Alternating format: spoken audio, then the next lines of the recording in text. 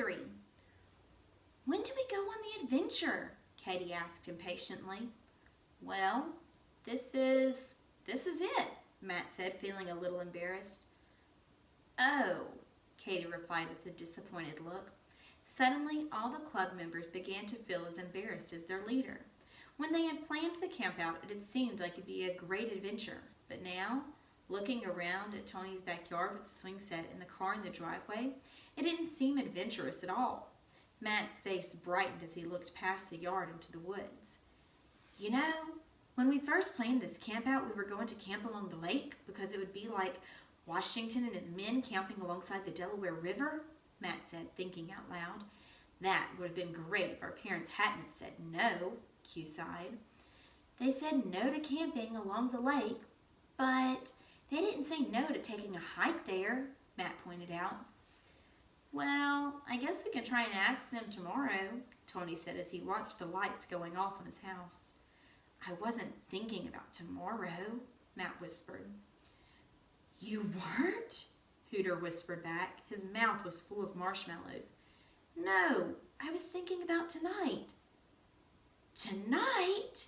Hooter, Q, and Tony all repeated at once. It's going to be kind of hard to ask them tonight. Tony motioned to his darkened house. Looks like my parents have gone to bed. I think we should wait and get their permission. What could be wrong with a little hike? Matt pleaded. Besides, it would be great for the club. We just don't want to read about adventures. We want to have them too. Some of those rebel soldiers were only a few years older than we are. Once they crossed the river, they had to walk for 9 miles in the dark in a snowstorm. And when they reached Trenton, they had to fight for their lives. Come on, Tony. Compared to that little walk along a lake, it's no big deal. I don't know, Tony hesitated. I don't want to get into trouble. Technically speaking, we aren't disobeying anyone, Q pointed out. Since none of our parents said anything about a hike, we don't know whether they would mind or not. Q rubbed his chin just the way he had seen in Sherlock Holmes do in a movie. Sherlock Holmes was Q's hero. What are they talking about? Katie whispered as she sat down next to Hooter.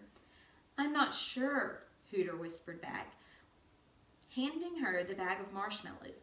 But I think we're going somewhere. After a bit more discussion, it was decided that the club would extend their first adventure from the campout to a hike. And not just any hike, but a night hike along the lake. To get there, all they had to do was follow the path through Tony's woods. They had all been on the path before, but never at night. Tony seemed the most hesitant. I don't know if this is such a hot idea, he said. Don't worry, Matt tried to assure him. Your parents have gone to sleep, and they'll never have to know about it. He stood up. We'll leave the fire going for you, Katie. There are still some hot coals burning.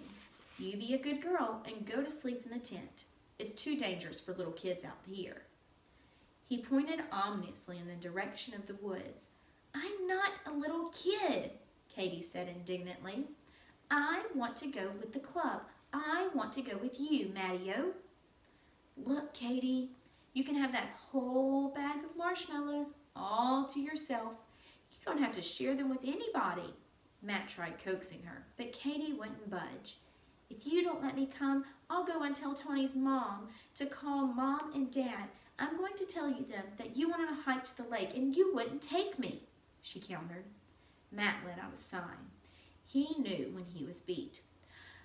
Okay, but if you act up even once, you're out of here. Understand? I don't think this is such a good idea, Q said, shaking his head at Katie, who scowled in his direction. What if she falls in the lake? Or what if she gets lost? Or what if she tells Tony's parents where we are? Matt interrupted. You have a point there, Q conceded.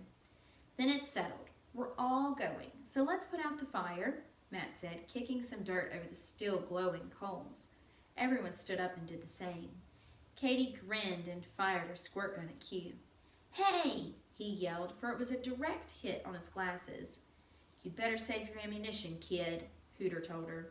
We might need it later on. Everyone began to make jokes about Katie's vast array of weapons and how she would carry the club's arsenal in case of attack. It was easy to laugh and joke in the safety of Tony's yard, but as they entered the woods, they soon grew quiet. "It sure is dark in here," Katie whispered.